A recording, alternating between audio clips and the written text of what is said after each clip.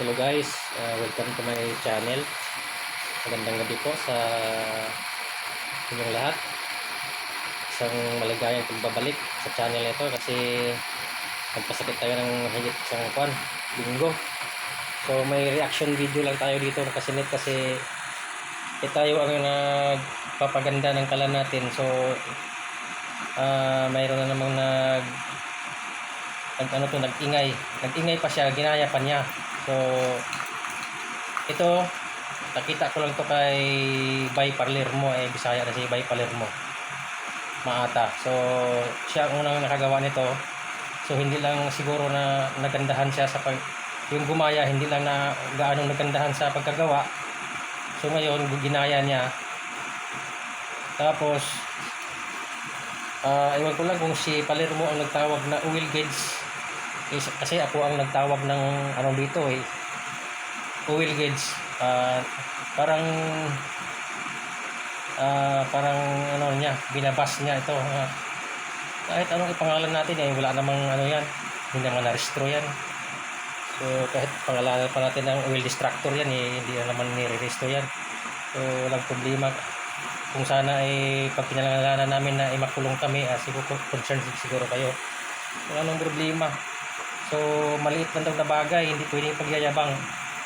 Tapos ginaya naman. So hindi pwedeng ganun. Kung gumaya, huwag kong maingay. Ako nga ginaya ko yung kay Palermo.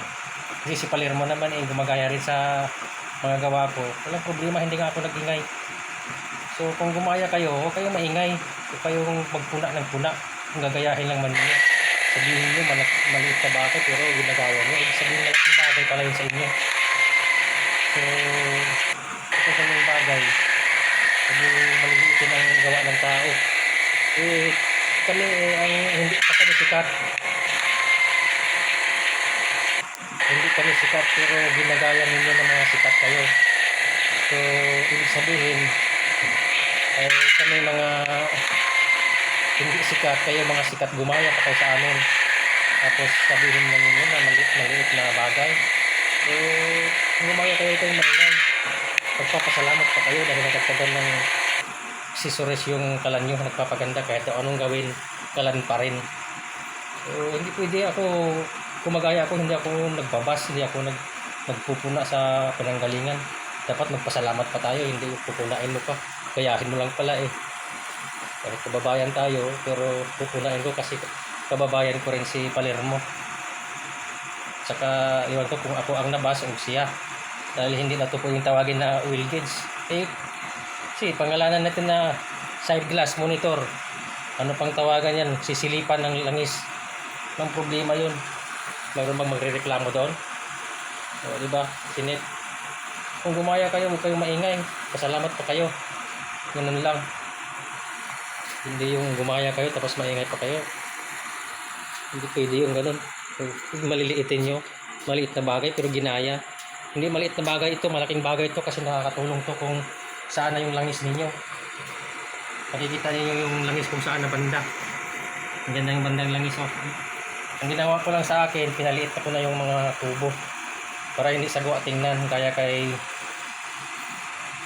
Brother Hardis, pinaliit niya yung mga hose. Pinaganda na. Kaya sa akin, pinaganda ko rin para hindi sagwa tingnan. Hindi yung hose parang 1 metro yung hose. Haba-haba, pahiksiin na natin para hindi naman pangit tingnan.